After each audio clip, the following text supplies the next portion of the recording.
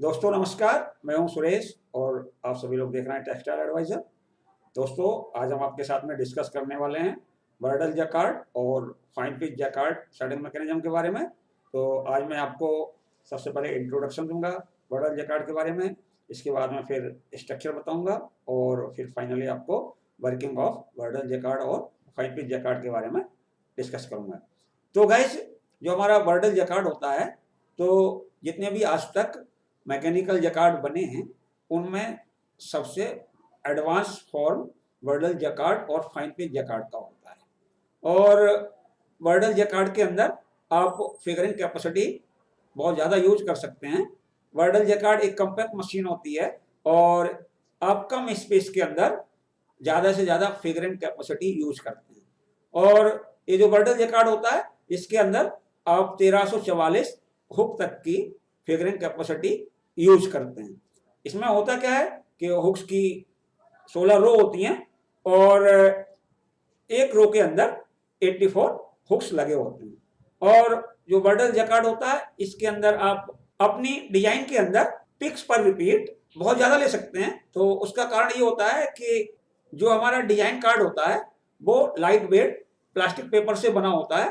तो इसके वजह से क्या होता है कि आप अपनी रिपीट के ऊपर जो पैटर्न चेन होती है उसको काफी लंबा कर सकते हैं। और ये जो बर्डल जैकार्ड होता है, इसको यदि आप हाई स्पीड पे भी चलाते हैं तब भी आपको जैकार्ड के अंदर कोई भी प्रॉब्लम क्रिएट नहीं होती है। गाइस, ये तो हो गया बर्डल जैकार्ड और fine pitch jacquard shedding mechanism के बारे में एक छोटा सा इंट्रोडक्शन। अब मैं आपके साथ में डिस्कस करता हूँ स्ट्रक्चर ऑफ बर्डल जैकार्ड और fine pitch jacquard shedding mechanism. मतलब जो बर्डल जैकार्ड होता है या फाइन पिच जैकार्ड होता है, उसकी संरचना किस तरीके से होती है, कौन सा पार्ट कहाँ पे लगा होता है। तो गाइस, मेरे वीडियो को अंत तक जरूर देखते रहिए, तभी आपको सारा टॉपिक अच्छे तरीके से क्लियर होगा। और एक बात और मैं बता देता हूँ गाइस, आपको जो टॉपिक मैं आज डिस्कस कर रहा हूँ आपको किसी भी चैनल पे नहीं मिलेगा। तो गाइस, मैंने यहाँ पे एक स्कीमेटिक डायग्राम बनाया हुआ है बर्डल जैकार्ड का, और बर्डल जैकार्ड को मैंने बता दिया कि फाइन पिच जैकार्ड भी कहते हैं। तो मैं पूरे वीडियो के अंदर आगे मैं फाइन पिच जैकार्ड ही यूज करूंगा। तो गाइस, होता क्या है, इस जैकार्ड के अंदर 2 ग्रिफ यूज किए जाते हैं और प्रत्येक ग्रिफ के ऊपर 16 नाइफ लगे होते हैं। मतलब फर्स्ट ग्रिफ के ऊपर भी 16 नाइफ लगे होते हैं और सेकंड ग्रिफ के ऊपर भी 16 नाइफ लगे होते हैं। गाइस, इस जैकार्ड के अंदर जो हुक्स होते हैं तो वो डबल एंड हुक होते हैं। गाइस देखिए, यहाँ पे ये आपका पूरा हुक है यहाँ से लेके यहाँ तक, और इसके अंदर डबल इंक्लाइंड एंड है। देखिए गाइस, ये आपका एक इंक्लाइंड एंड है और ये भी आपका एक इंक्लाइंड एंड है। गाइस, जो आपका हुक होता है ये डबल एक्टिंग हुक होता है। मतलब आपको अलग अलग हुक यूज नहीं करते जैकार्ड को डबल लिफ्ट बनाने के लिए। ये एक हुक अपने आप ही डबल एक्टिंग हुक का या डबल लिफ्ट हुक का काम करता है। और गाइस, जो हमारे हुक्स का अरेंजमेंट होता है तो बिल्कुल सिंपल अरेंजमेंट होता है। इसके अंदर हुक्स की 16 रो होती हैं। गाइस देखिए, 1 2 3 4 5 6 7 8 9 10 11 12 13 14 15 16 और हुक की एक रो के अंदर 84 हुक्स लगे होते हैं। गाइस, ये जो हमारा हुक होता है इसके अंदर एक नॉच लगा होता है, ये आपका नॉच है। तो इसका फंक्शन मैं बाद में बताऊंगा जब वर्किंग डिस्कस करूंगा। और गाइस, ये आपका नीचे इधर स्प्रिंग बॉक्स है और ये आपके नीडल्स लगे हुए हैं। तो अब आपकी जो हुक्स की 16 रो हैं, तो 16 रो को कंट्रोल करने के लिए आप 16 किंक नीडल का प्रयोग करते हैं। और जो हमारी किंक नीडल होती है तो वो डबल किंक नीडल होती है। मतलब उसके अंदर 2 बैंड होते हैं या 2 आई होते हैं। गाइस यहाँ पे देखिए, ये देखिए आप यहाँ पे देख लीजिए, ये इस तरीके से गया फिर इस तरीके से गया, मतलब 2 जगह बैंड हो गया या 2 किंक हो गई या 2 आई हो गई। तो गाइस, ये 16 नीडल होती हैं और नीडल का जो पिछले वाला सिरा होता है ये वाला, तो इसके पीछे एक प्रेशर स्प्रिंग लगी होती है। तो ये जो प्रेशर स्प्रिंग होती है ये हमेशा नीडल को पैटर्न सिलेंडर की तरफ पुश करती रहती है। इसकी एक प्रवृत्ति होती है, टेंडेंसी होती है कि नीडल आपके पैटर्न सिलेंडर की तरफ पुश होती रहती है। गाइस, अब यहाँ पे देखिए, ये जो आपकी किंक नीडल है तो इसका जो फ्रंट एंड होता है, आगे वाला एंड, तो किंक नीडल का आगे वाला एंड कहाँ, ये है। तो ये आपके नीडल बोर्ड से पास होता है, ये आपका नीडल बोर्ड है। तो नीडल बोर्ड के होल से आपके किंक नीडल के फ्रंट एंड पास होते हैं। और पास होने के बाद में गाइस क्या होता है, फिर यहाँ पे एक पुशर नीडल लगी होती है गाइस। पुशर नीडल ये वाली जो देख रहे हैं आप, ये वाली जो आप देख रहे हैं ये पुशर नीडल है। तो पुशर नीडल का जो ये पीछे वाला जो सिरा होता है, तो इसके अंदर एक गोल हेड बना होता है। तो वो क्या करता है कि जस्ट आपके किंक नीडल के सामने होता है। और जो पुशर नीडल का आगे वाला भाग होता है वो ड्रॉपर नीडल के आई से, आपकी ड्रॉपर नीडल देखिए कहाँ पे है, तो ये वाली आपकी ड्रॉपर नीडल है, ये सब ड्रॉपर नीडल है आपके। तो ड्रॉपर नीडल की आई से पास होता है। तो यहाँ पे देखिए आपका ये पुशर नीडल है, पुशर नीडल का आगे वाला सिरा पास हो रहा है आपके ड्रॉपर नीडल की आई से, और पास होने के बाद में फिर बाहर निकल जाता है। तो आप यहाँ पे देखेंगे कि किंक नीडल की कितनी रो है, 16 रो है। बट यहाँ पे जो ड्रॉपर नीडल की रो होती हैं वो 8 रो होती हैं। तो गाइस होता क्या है, आप अरेंजमेंट देखिए, यहाँ पे ये जो दिख रहा है आपको 1 2 3 4 5 6 7 8, तो क्या हो रहा है कि नीचे की 8 किंक नीडल आपके ये जो पहली रो के ड्रॉपर नीडल है उनके आई से पास हो रही हैं। इसके बाद में जो 9वें नंबर की नीडल है वो आपके फिर सेकंड रो में फर्स्ट नीडल से शुरू हो जाएगी। तो गाइस देखिए ये आपकी फर्स्ट नीडल हो गई, और सेकंड थर्ड फोर्थ और लास्ट में 8 तक जाती है। और गाइस जो यहाँ पे अरेंजमेंट आप देख रहे हैं, आप देखिए यहाँ पे ये जिग जैग अरेंजमेंट होता है। देखिए गाइस यहाँ पे एक नीडल यदि यहाँ पे है तो दूसरी नीडल यहाँ पे है, फिर यहाँ पे है तो फिर यहाँ पे है, मतलब जिग जैग अरेंजमेंट होता है। तो कम जगह के अंदर ज्यादा नीडल एडजस्ट हो जाते हैं। गाइस ये जो आपका ड्रॉपर नीडल होता है, तो ड्रॉपर नीडल नीचे एक नीडल प्लेट के होल से पास होते हैं, और इनके नीचे एक पैटर्न सिलेंडर लगाया जाता है।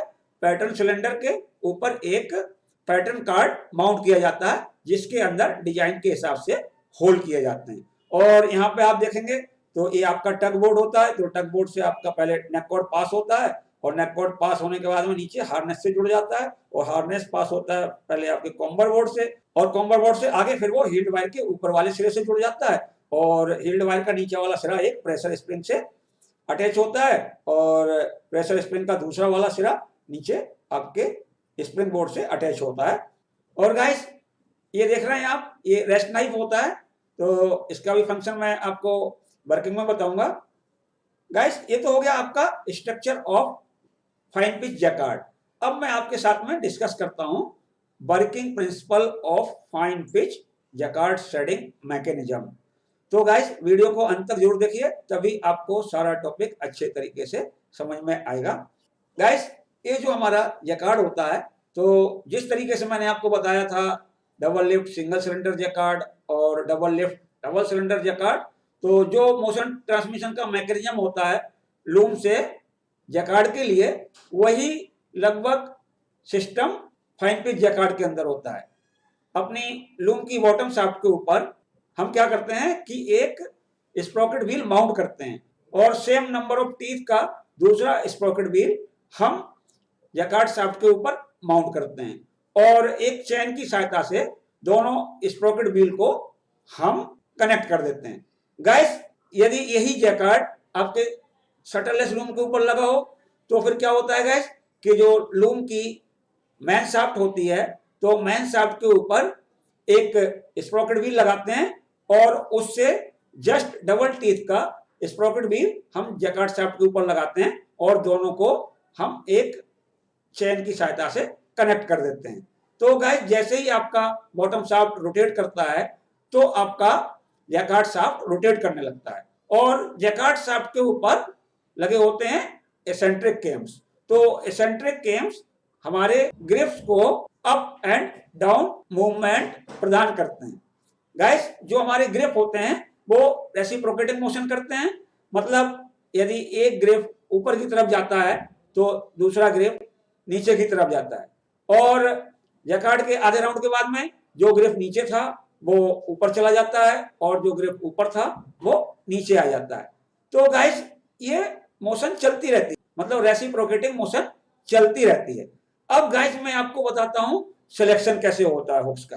तो गाइस जैसे ही आपका कोई सा भी एक ग्रिप बॉटम डेड सेंटर की पोजीशन पे आता है, तो जो हमारा नाइफ होता है और जो हुक का जो बेंड पोर्शन होता है, ऊपर वाला जो इंक्लाइंड पोर्शन होता है जिसके अंदर नाइफ फंसता है, तो हुक और नाइफ के बीच में गाइस देखिए यहाँ पे ये हुक हो गया और ये नाइफ है, तो इन दोनों के बीच में हल्का सा क्लियरेंस आ जाता है, मतलब थोड़ा सा गैप आ जाता है जिससे हुक डिफ्लेक्ट हो सके। तो जैसे ही आपका ग्रिप बॉटम डेड सेंटर में आया, इसके बाद में क्या होता है गाइस, यहाँ पे आपका एक पैटर्न सिलेंडर माउंट होता है, उसके ऊपर एक पंच पेपर कार्ड लगा होता है जो कि डिजाइन के हिसाब से पंच किया जाता है।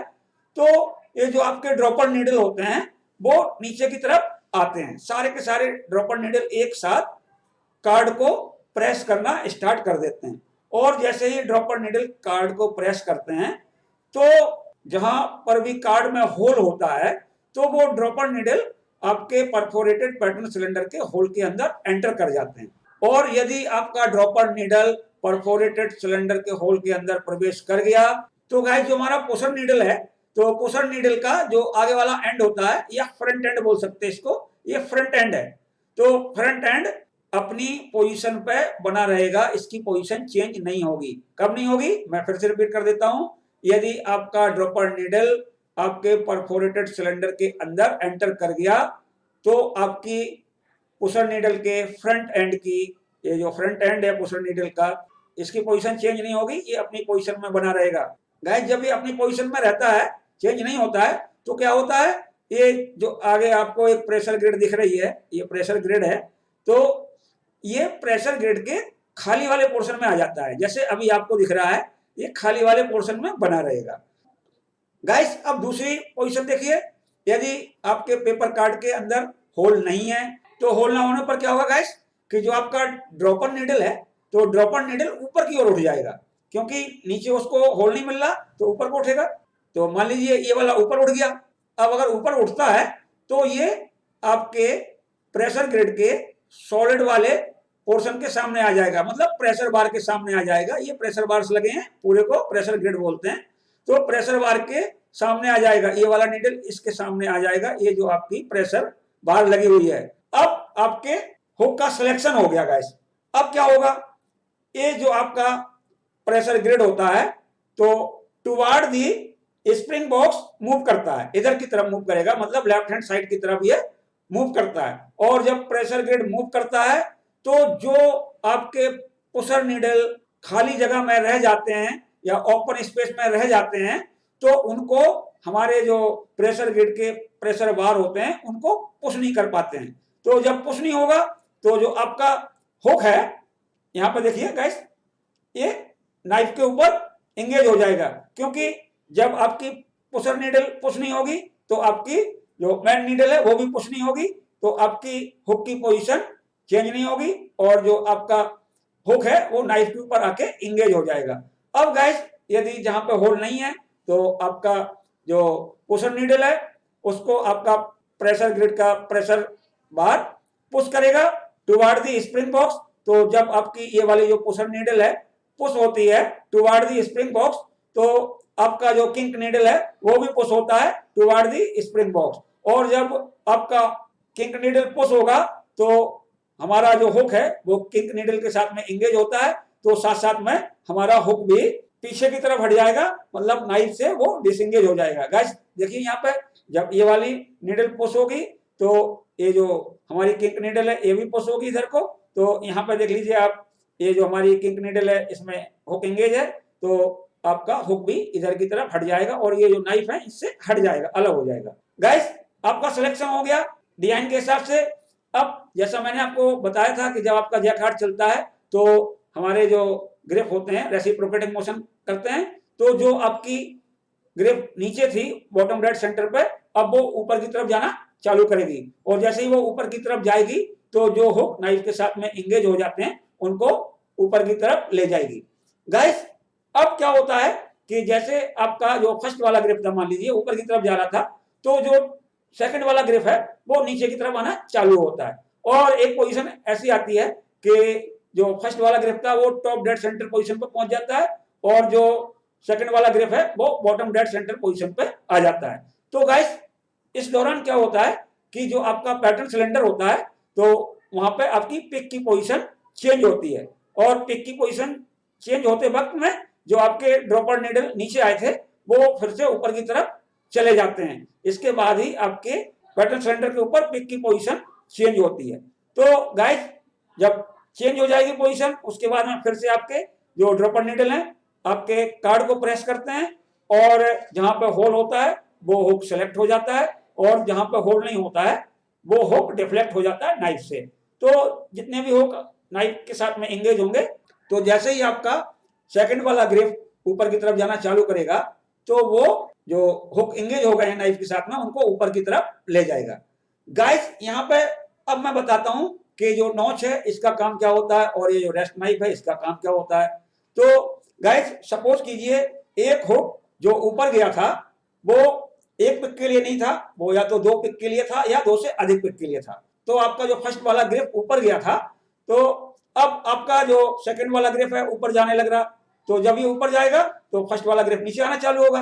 तो गाइस होता क्या है कि जब आपका first grip top dead centre की पोजीशन पे पहुंचता है तो जो आपके नॉच हैं ये आपके रेस्ट नाइफ को क्रॉस करते हुए इनसे ऊपर निकल जाते हैं, और इसके बाद में क्या है कि जो आपका सेकंड ग्रिप जो नीचे आया हुआ है वो ऊपर की तरफ जा रहा है, तो आपका फर्स्ट ग्रिप नीचे की तरफ आएगा। तो जैसे ही ये स्लाइटली डाउन आता है, थोड़ा सा डाउन आएगा, उसके बाद में ये जो नॉच है आपके रेस्ट नाइफ के साथ में इंगेज हो जाती है, और आपका हुक टॉप पोजीशन पे ही बना रहता है। अब आप कहेंगे कि यहाँ पे जो सिलेक्शन हुआ उससे फिर क्या फर्क पड़ेगा। तो गाइस चूंकि आपके नेक्स्ट पिक में भी आपका हुक अप पोजीशन पे है, वहां पे होल पंच है, तो यहाँ पर भी आपकी जो पुशर नीडल है वो पुश नहीं होगी आपके स्प्रिंग बॉक्स की तरफ, तो उससे आपका जो हुक ऊपर की पोजीशन में है वो नाइफ से डिफ्लेक्ट नहीं होगा, तो वो हुक ऊपर की तरफ ही रह जाएगा जब तक कि आपके पैटर्न में कहीं पे अप होने का कोई सिग्नल नहीं होता है, मतलब वहां पे कोई होल नहीं आ जाता है।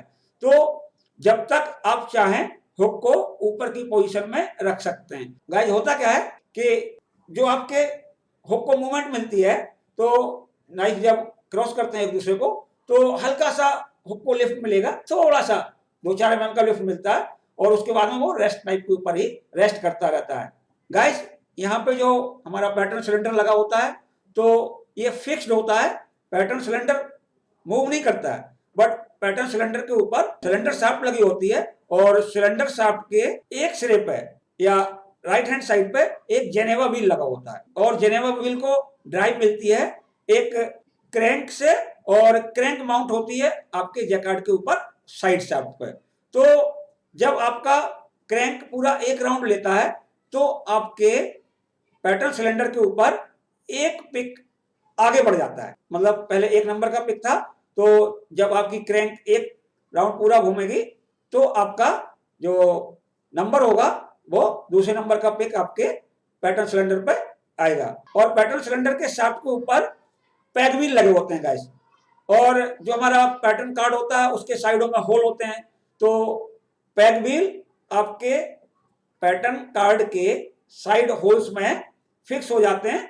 तो जो हमारे पैग व्हील होते हैं वो कार्ड को आगे की तरफ घुमाने का काम करते हैं। हर आधे राउंड के बाद में आपका जो कार्ड होता है उसकी पोजीशन चेंज हो जाती है। गाइस यहाँ पे ये टग बोर्ड लगा होता है, तो टग बोर्ड के ऊपर जो हमारे हुक्स हैं वो रेस्ट करते हैं जब वो बॉटम पोजीशन में होते हैं, और टग बोर्ड से ये नेक कॉर्ड पास हो रही है, नेक कॉर्ड का ऊपरी वाला सिरा आपके हुक से कनेक्ट होता है, और निचला वाला सिरा आपके हार्नेस से कनेक्ट होता है, और ये हार्नेस सबसे पहले कॉम्बर बोर्ड के होल से पास होती है, और कॉम्बर बोर्ड से पास होने के बाद में हार्नेस कॉर्ड का निचले वाला सिरा हील वायर से कनेक्ट होता है, और हील वायर का नीचे वाला सिरा आपके एक स्प्रिंग से कनेक्ट होता है, और स्प्रिंग फिक्स होती है एक स्प्रिंग बोर्ड में।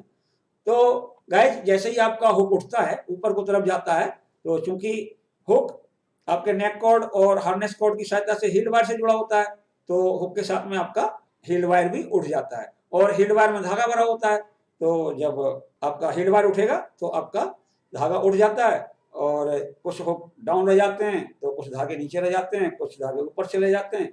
इस तरीके से आपका सेट फॉर्मेशन हो जाता है।